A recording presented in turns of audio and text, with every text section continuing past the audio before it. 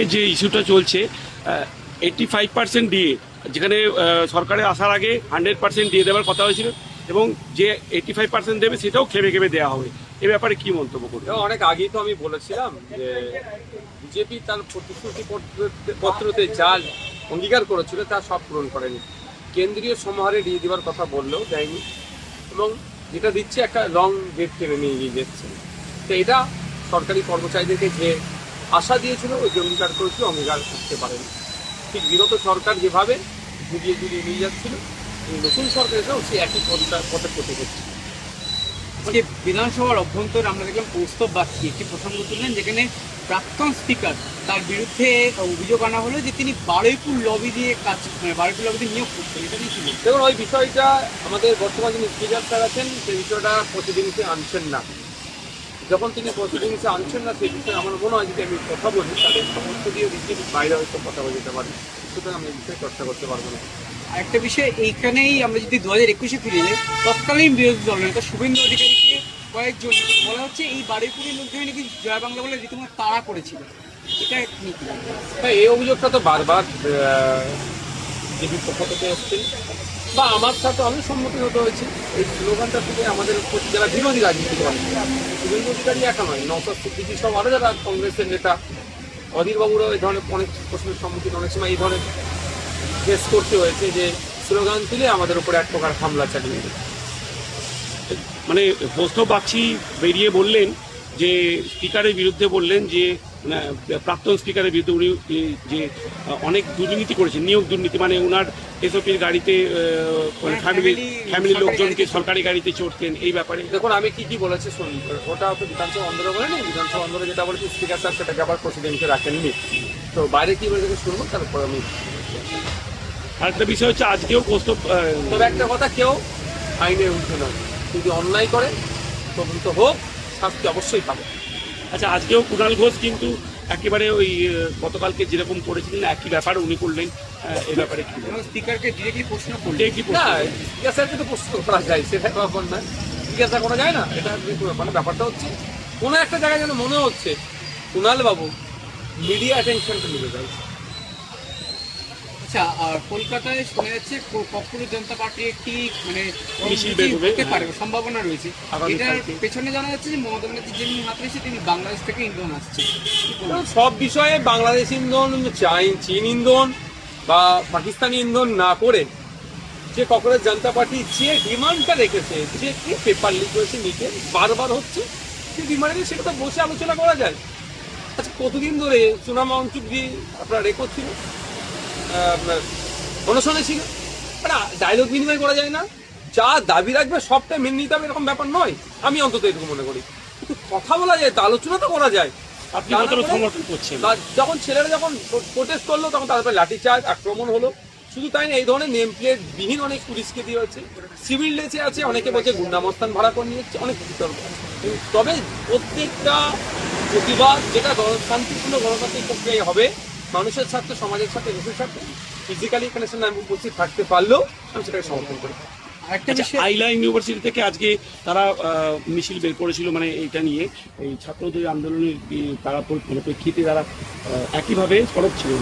আগামী দিনে কি আপনারাও এরকম ভাবে? হ্যাঁ, আমাদেরও তো আছে, আমাদেরও চলছে, প্রতিবাদ চলছে আমাদেরও। আলিয়া ইউনিভার্সিটি আজকে ছাত্রছাত্রীরা তারা চলমান যে ছাত্র আন্দোলন চলছে সেটাকে সংহতি জানিয়ে এবং যে ছাত্রদের উপরে যে আক্রমণ হয়েছে সেটার বিরুদ্ধে আজকে একটা শান্তিপূর্ণ প্রোটেস্ট র্যালি বার করেছে। অন্যান্য ইউনিভার্সিটি থেকে আগামী দিনে বার হবে। এটা আপনি আমি মনে করি যত দ্রুত সম্ভব ভারত সরকারের উচিত হবে যে ডিমান্ড আছে, সর্বপ্রথম ব্যর্থ যেহেতু হয়েছে ধর্মেন্দ্র প্রধানজি, এই প্রশ্নটি আটকাতে ব্যর্থ হয়েছে, এই দায়নে তার পদত্যাগ করা দরকার।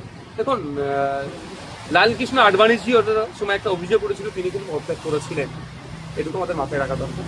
আপনি যে প্রসঙ্গটা বললেন নিটের পেপার লিক, কিন্তু এই ককরোচ জনতা পার্টি নিটের পেপার লিকের নাম করে কন্টিনিউ রাষ্ট্রবিরোধী কথা, স্লোগান শুধু নয়, সাম্প্রদায়িক দাঙ্গা লাগানোর অব্দি চেষ্টা করেছিল। যদি যে কেউ, সে আমি আপনি, ওই যারা প্রোটেস্ট করছে প্রোটেস্টাররা, যে কেউ রাষ্ট্রবিরোধী যদি কোনো স্লোগান দেয় তার কোনো ছাড় নেই।